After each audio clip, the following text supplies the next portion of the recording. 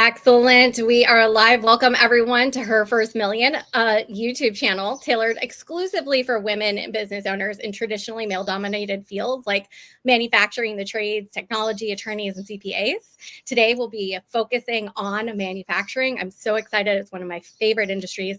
I'm Amanda, your host and business chaos sorter. With Her First Million, I'm dedicated to providing 3 different segments for you to transform your business trajectory. That first segment is called Love Your Numbers. That's where I unravel the complexities of financial management. I'm not here to talk about business 101, accounting 101, or how to read your P&L, but how to change those numbers so that you can confidently make decisions in your business for greater profitability. Then in the second segment, it's called Ask Amanda. That's where your questions take center stage, where no question is off limits. Whether you slide into my DMs for privacy or share your inquiries in the comments below, I can't wait to hear from you and give you insightful answers to help you steer your business in the right direction. And the segments I'm most excited about are the interviews. I get to sit down with trailblazing women entrepreneurs who have excelled in industries traditionally dominated by men and those who support them in interesting ways. In these interviews, we unearth the strategies and navigate through common and uncommon challenges to uncover the well-kept secrets that have led so many people to an exceptional, coveted 1 million and beyond. And today, right here, right now, we're live with Gina. She's here to share with us. Her story is awesome. It's set to inspire. Her insights are set to transform, and her journey is a testament to the incredible potential that waits inside of each of you. Gina, welcome. Thank you for being here. Yes. Thank you for having me. And Gina has Barracuda B2B Marketing, and she is a Lean Six Sigma marketing-minded marketing strategist who that's manufacturing-minded marketing strategist who helps manufacturing, trade, industrial, and distribution companies grow. She's different from every other B2B marketing company on the planet because those that say they specialize in marketing don't have, and specifically manufacturing, don't have these few things. So Gina has more than 30 years of in-house experience with manufacturing, distribution, and trade companies. She's worked for the Ohio Manufacturing Extension Partnership. She's Lean Six Sigma, Yellow, and Green Belt, with Black being earned in 2024. Heck yeah.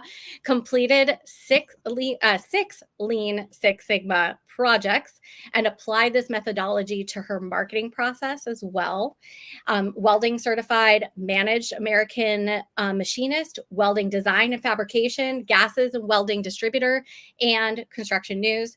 More than anything else, that she's had 30 years of marketing specializing in strategy, content, and SEO. So without further ado, let's dive into the heart of Her First Million, and welcome, Gina. Thank you so much. And can you tell me a little bit, we've got that whole bio, but tell me a little bit how you got started in manufacturing. What does that come from?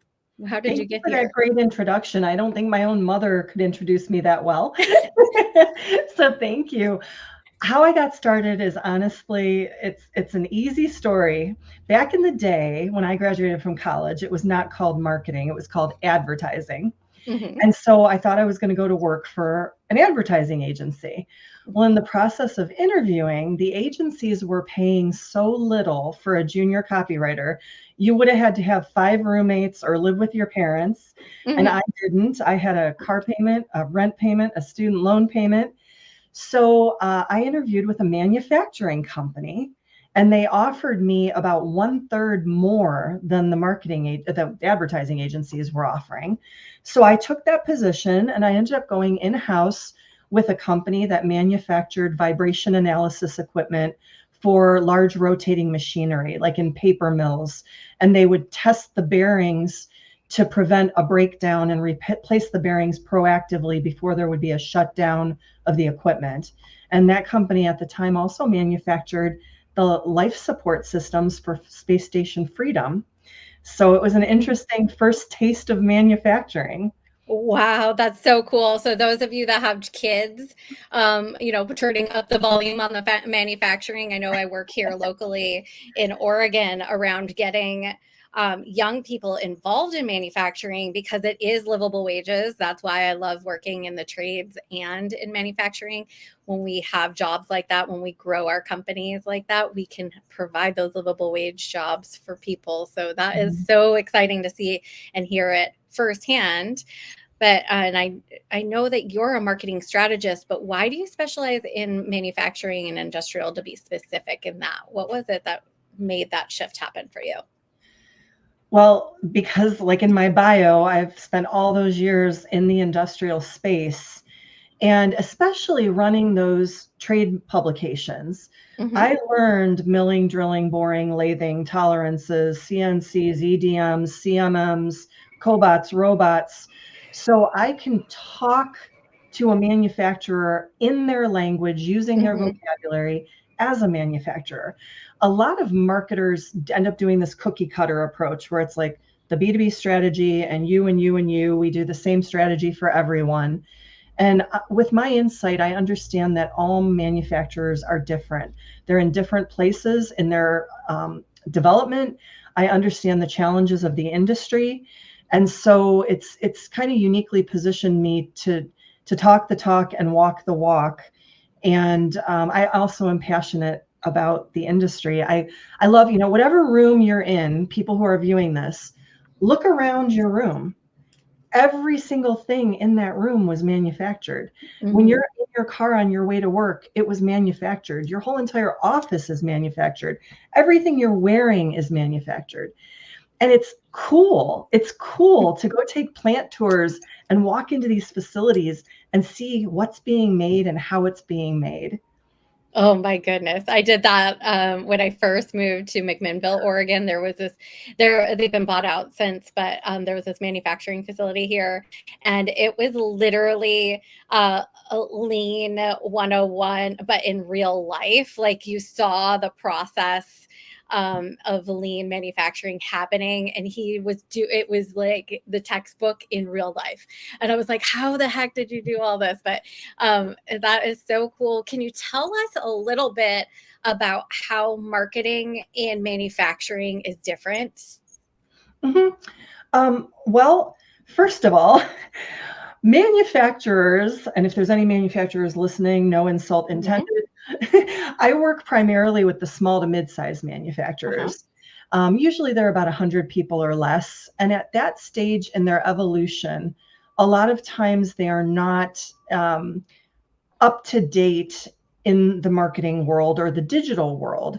Manufacturers are busy making things. They Hmm. still operate sometimes the way they did in the 1950s. So one of the greatest challenges I see when I go in with marketing is sometimes their CRM is an Excel spreadsheet. Hmm. So it makes it difficult to do marketing because you can't track a return on investment. You can't look at the buyer journey and the conversion points and how many leads you need to get how many conversations to get how many quotes to convert to how many sales. So a lot of times in the manufacturing realm, it's really foundational marketing strategy where you've got to get them on a CRM and configured, get their lists cleaned up. Oftentimes their websites were built 20 years ago. They're not optimized. They're not current and relevant. They're missing content. And so once you get all that baseline stuff in order, then you can actually start to do the marketing, the SEO, the search engine optimization, lead generation. But a lot of times you really need to start at the beginning. And manufacturers tend to like to go to the end of the process. Hmm. We're so sales focused and we're so bottom of funnel focused, sell, sell, sell. And then that bottom of funnel taps out and it's like, oh my gosh, we have no more leads. We need to do lead generation. But at that point, it's too late because takes time. It's cumulative. It's relationship building, and so Hmm. you need to kind of keep feeding that top of funnel and nurturing those leads so that you're constantly replenishing your bottom of funnel and your top of funnel so that you never tap out. And so that's the biggest thing I see specific to manufacturers. Hmm. Okay, those that are listening who are manufacturers, there are two things that she said that I would make note of for whenever you're interviewing anyone in marketing, and it's leads to conversions and the numbers of how those are working. So the straight line from leads to sales and that buyer journey. I know we hear these terms all the time, but when someone comes in and offers, marketing to people. I was just at a startup coffee club this morning, meaning I had coffee today. I am so sorry. I'm thinking and speaking at 1,000 miles per hour. I don't drink coffee very often. I reserve it for very special occasions. Today was one of those days. You're welcome. But marketing is such, we got in this, there was a back and forth on marketing, and marketing is such a general term. And what Gina just did for you is to zero in on what you need the most when it comes to marketing. And that's the lead strategy and the conversion strategy, then the sales strategy, and how each of them connect. If we can't connect the dots, then we are wasting our time and our money. If you're looking at brand awareness versus brand awareness marketing, versus direct response marketing, brand awareness has a long tail. And what she's doing there is really narrowing it down to, okay, how are the leads coming in? How are they converting? What's that percentage point? And then what does it look like from conversion to sales? So awesome to see that. That's how I vet marketing people and whether or not they know what they're doing. And I didn't give her a heads up on that. So here we got a real deal person here. Thanks, Do you have Amanda. anything to say about that before I move into another question? I do, because what you said brought up something else for me. Okay. Another thing, before lead gen, what I really focus on with manufacturers is strategy. Mm-hmm. A lot of times businesses just throw money at the wall and hope it sticks. And they're not using a strategy. Oh, let's update our website. Let's do lead gen. Let's do some Google ads. And it's just off the cuff. Mm-hmm. And you really need a strategy and a process. And that's got to do with the Lean Six Sigma, which we'll get to later. Ooh, yeah. But a process is a process. And you don't go to the end of the process, you start at the beginning, and the beginning is strategy. And my strategy is very different than any other marketing agencies. Mm-hmm. I do a complete sales assessment. I look at sales process, sales cycles, sales timeline, sales playbook, sales training, because I'm only as good as your sales team. Mm-hmm. I can generate a bazillion leads, and if your team can't convert them, I'm going to fail. Mm-hmm. And then I also do a SWOT analysis, which is really specific to industry. Strengths, weaknesses, opportunities, and threats. Mm-hmm. I do some voice of customer work and interview customers to see about perception on the marketplace. That's great. I do market research and look at what your competitors are doing, not just from a keyword aspect, which most agencies will look in a tool like SEMrush. What are your competitors ranking for and what keywords are they going after? But real market research and competitive research is much bigger than that, and how they're showing up on the landscape and how do you want to show up.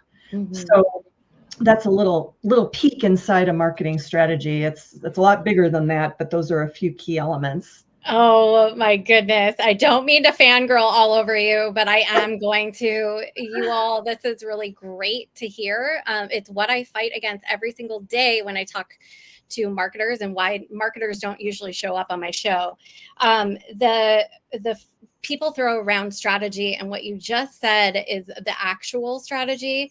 People throw around lead gen, Google ads. Those are all tools and tactics to explore within a strategy. Yes. So if you don't have the strategy, you're dead in the water. If we start again with that end game, like she's warned you against, we're just swimming upstream and trying to catch eyeballs. That's just not going to work. But what's already working, this is what I do with companies. I had a manufacturer come to me wanting marketing from me, and what I would have done is a disservice to them by jumping in and doing marketing for them because they weren't ready on the inside. Just like what you said, we can't, if you're not, we're only as good as your sales team, but then also your internal processes from the on the floor, the production facility, and all of the things that you're doing there, and then your numbers. So what I found with this client was that their numbers, the prices that they had were off by over 144%. So they were really tight on cash flow, but we were able to turn that around really quickly by just dissecting all of the pieces of their pricing strategy or the pricing matrix is what I call it, and make sure that because if we flood a bunch of leads and a bunch of business your way and your pricing is wrong, that's what happened in my business. You'll hear a little bit more about that. But my pricing was wrong, then we're doing a disservice to you as well. But I know someone who needs you, Amanda. I'm going to make an introduction. Yay! Oh my goodness, look at that. We're kindred spirits for real, but can you explain a little bit more about Lean Six Sigma? Let's transition over to that because I am not an expert in that, but I know a little bit about it and I want to hear about how that works in with your work plus marketing. Can everybody tell what a geek I am? Oh, I love it. I'm such a geek. Yeah. I love these things so much. I'm Me so too. passionate about it. Okay, so if people don't know what Lean Six Sigma is, it started out in manufacturing, but it is used all over nowadays, hospital systems, universities. I'm actually doing a Lean Six Sigma project potentially with a municipal court judge to get a process in place for her court.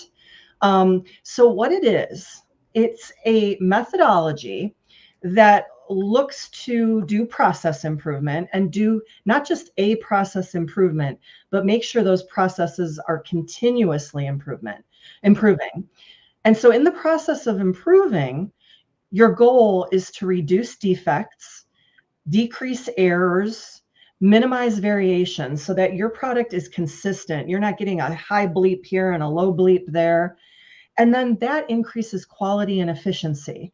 So what Six Sigma means, it's achieving a level of quality that's almost perfect. You're only allowed to have 3.4 defects per million. So if you manufacture 1 million teddy bears, less than 4 of those can be missing an eye or a nose or have stitching crooked on the teddy bear. So what I do is, because I have my belts and I'm working on my black belt now, which is the highest you can get, it's based on the karate system. So you may hear yellow belt, green belt, black belt. It's the same, but I don't know how to do self-defense. Oh no. But I use it on my marketing process because a process is a process. And I'm going to give you this really, really oversimplified example. Okay. This isn't Lean Six Sigma because I'm not doing all the analytics and the data and the charts and the graphs. But when you see it, you can't unsee it. So I learned this system. And one day I'm in my house. And a lot of us here have pets. We have dogs and cats and animals that need to be fed every day. So I'm going to feed my cat. And I do it the normal way most people do it. I go to the little rug by the window. I pick up the cat food bowl. I take it to my counter. I go to my closet. I grab the bag of cat food. I take it to the counter. I fill up my bowl. I take my bowl and put it down where the cat eats. I go back to the counter. I get the cat food bag and go put it away in the closet. That seems normal, doesn't it? Then one day I looked at myself and I said, dummy, take the cat food bowl to the bag or take the bag to the cat food bowl. Cut out the counter, cut out all those extra trips, decrease time, increase efficiency. How many times have I taken it to the counter and then I go to take it to the counter from the floor and I spill it? Like, it's just, that's a really oversimplified example, but something I think everybody could relate to. I'll never look at feeding the cat the same. But I don't know. Do you know anything about Clifton Strengths? I do. I did the Strengths Finder assessment. So my top 2 are strategy and arranger. So I just do that naturally. Like I try to squish things together to make it efficient and strategic. But it includes like cat feeding or emptying the dishwasher. It is absolutely bananas and it can be really annoying. You can just ask my partner about that, who might be watching. No, not right now, but he watches. We'll just that is a really good oversimplified, but we can relate to it. What I wrote down too is I hear folks who work in manufacturing, those that are on the floor, that want change. You can hear a lot of times the idea of slow down to speed up. What I say to folks who implement a Lean Six Sigma strategy, even internally, you're looking at it from that marketing lens, but on the floor, I see it as implementing something like that is actually where you can do things quicker, because you don't need to, rip apart the system every single time something goes wrong. You'll know the pinpoint of which it happens. So it's actually fast. And when we're thinking about groups, like this is about businesses building up to that million. And now, like when I work with my manufacturers, they're at $1 million and we're working to 5. I tell them they get 3 things. And I learned this from the guy who built out my restaurant business back when I had that. You get 2 of 3 things. It's quality, cheap, or quick. You only get to pick 2. Back then when I built out the restaurant, I needed it cheap and quick. So I can't have quality. With Lean Six Sigma, we don't have room for error or in manufacturing when we're building parts, when we're building pieces that go in cars, or for the defense, the Department of Defense, and all of these different places. Even our clothing, we don't have room for quality slips. So we got to look at quality has to be one of them. So what are you choosing, cheap or quick? So, just kind of throw around that idea when you're thinking of any business decision that you're making. You get 1 of 3, or 2 of those 3 things. Now I'm taking notes. How and why did Barracuda Marketing come to be? Where did this come from? You were working in-house, and why and when, or how and when did this all come to be? Well, thank God for a boss that I can eternally be grateful for.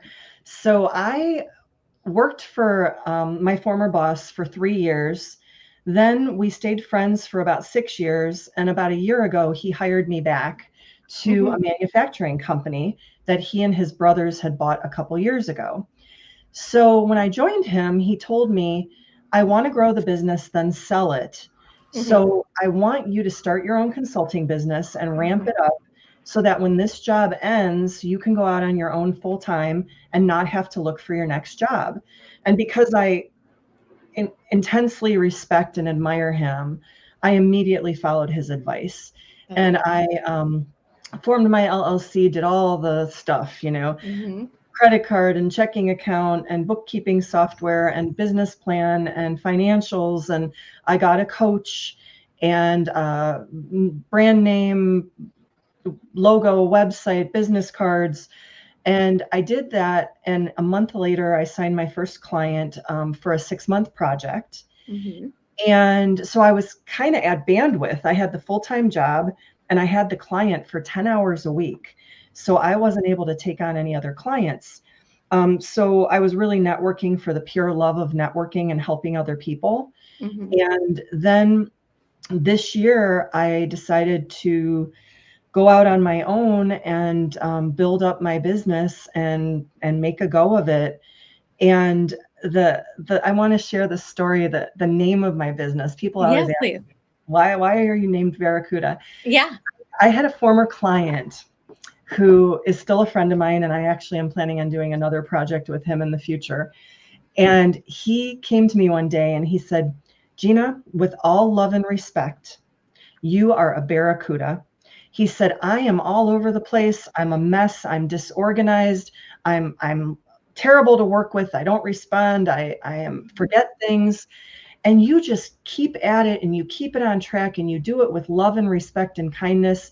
But if you weren't such a great project manager and just so good at just going after it and being consistent and staying on track, this project would have never gotten done. And it got done well because of you, not because of me.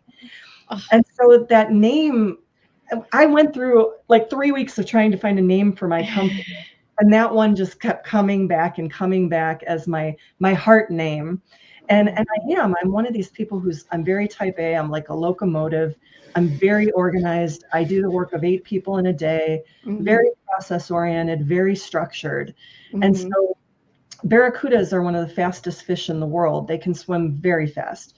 And I am fast at what I do. And efficiency is part of that Lean Six Sigma methodology. It definitely is. And that philosophy is what drives your business. Is there anything else in that philosophy that we should know about that separates you in the B2B space?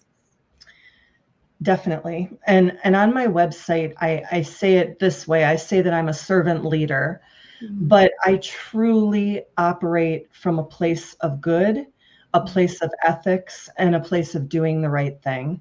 And I feel like if I do the right thing, the money will come.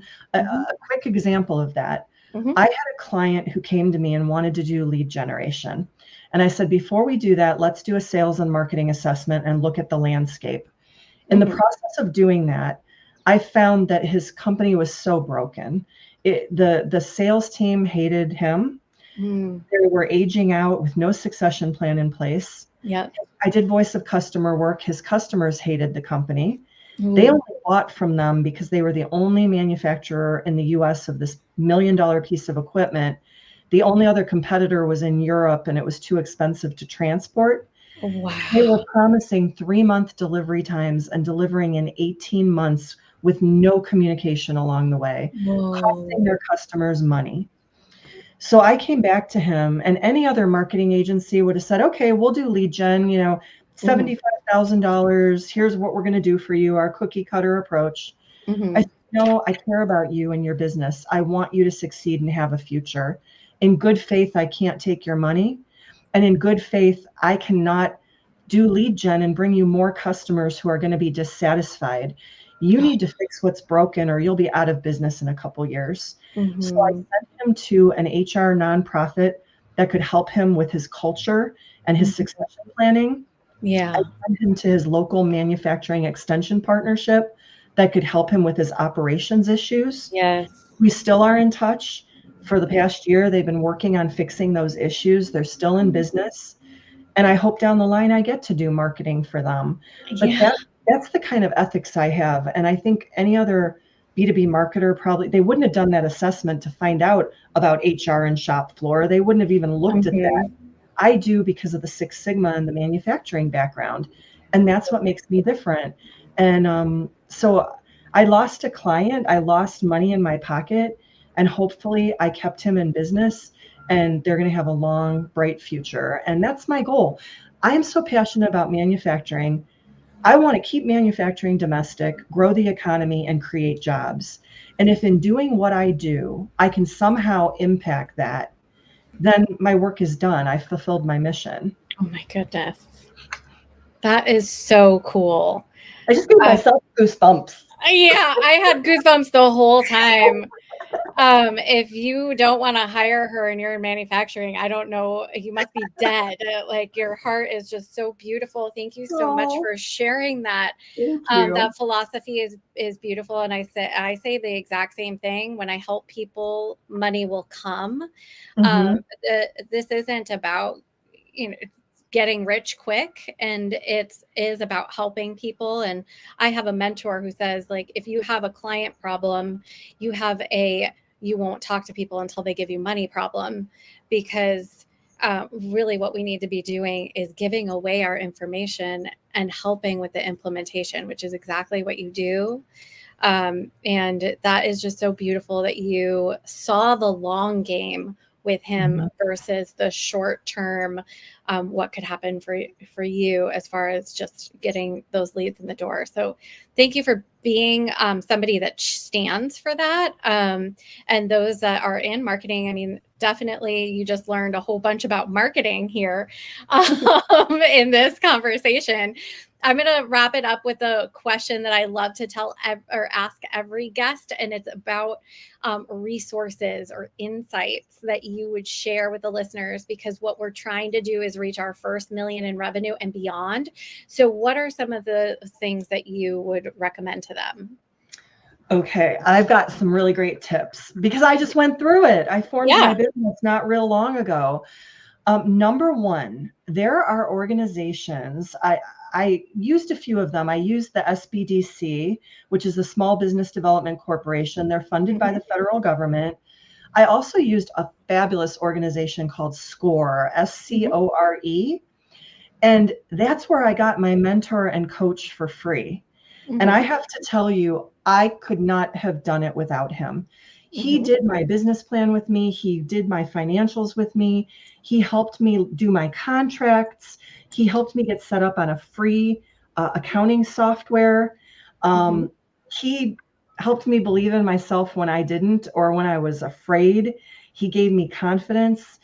I speak of him in the past tense because I worked with him from September until April, and he was only 69 years old.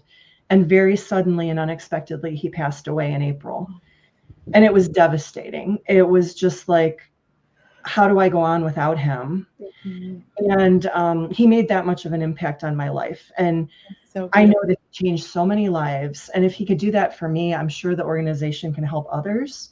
The other thing I recommend from a marketing standpoint is any business owner should have a CRM, have a marketing platform where you have all your leads in there, all your relationships, where you can do your automation, where you can track everything, your analytics, your social media. I use a CRM called Connectly, and I absolutely love it. I've used them all because I've used them all with clients, but for my business, I'm using Connectly. And if you want to learn more about it, let me know because I have information. The other thing is website. As a marketer, I see a lot of small business owners that either build the website themselves, like in Wix or GoDaddy, or they pay their neighbor's kid $1,500 to build the website for them. Yeah. From a marketing perspective, it's not going to get you any traction at all. It's not optimized. It's not being indexed with Google. So if you really want your website to be a marketing tool, I would say when you're at a level in your business where you have an income where you can afford a marketing budget, get someone who can really do it properly for you, because otherwise all it is a business card. All it is just, hey, here's my website, go take a look. It's my resume, but it's not doing anything for you. Yeah. And so those are my biggest tips for a startup business. Oh, that's so cool. And when they have questions, can they reach you, Gina? Yes, I do. For anybody watching this, I am willing to do a free 30-minute discovery call and consult. You could ask questions and I'm happy to give you advice and resources. I can be reached either at my website. You can also always send me a message through there, which is barracuda b2b.com. And that's the word barracuda, like the fish, and then the letter B, the number 2, and the letter B.com. And then my email is gina@barracudab2b.com. I also am on LinkedIn. I'm like a LinkedIn super user. You're happy to connect with me there. And I am a super networker. I believe in helping people and doing the right thing. And I am always happy to make connections between people I meet and my network when I see synergies between people. So I'd be happy to do that as well. That's amazing. Any last words for people before we head out today? My last words today are, this is my last meeting of the day and the best meeting of the day. And Amanda is amazing. If you aren't connected with her, you need to have a conversation with her. She is truly good people. And I love connecting with good people. When I meet them, I hold them close and I don't let them go. So all I can say is, if you're a good person, come find me and I will introduce you to other good people, because that's what makes the world a better place. Like, it doesn't cost anything to be nice and help people. And it like when I've had difficult times, my network has been like a warm blanket around me. They have raised me up. And it is, if you don't network and you're watching, I cannot emphasize the power of it. And it's something I'd be happy to talk to you too, like not just about marketing, but if you want to talk about networking, grab a meeting with me. Networking is a part of marketing. It is It one of the is. strategies within and our tool. It's a tool, a marketing tool. So that is so lovely. Oh my gosh, I'm blushing because of that beautiful recommendation. Thank you, Gina. Thank you so much for sharing your story. Thank And you. viewers, I'll have those links for you for the resources that Gina mentioned in the video's description later today. And for those of you that are ready to make your first or next million, if you're an experienced business owner that kind of rolls your eyes at people who tell startups or businesses that they need a business plan, I'm totally get what you're saying. Sure, if you're going to go after investor money or getting a business loan, you might need one. But in 2010, I wrote a business plan for a gluten-free bakery that launched in 2012. That plan was massive and it was well researched, and I would have gotten an A+ in any business class. But the problem is that it was completely useless. I launched the bakery business from a single farmer's market booth and bootstrapped it to a multi-seven figures with distribution along the West Coast while managing 15 employees, 3 shifts, 7 days a week. And I never looked at that plan except for one time I said, oh, cute, look at what I thought I was going to be doing.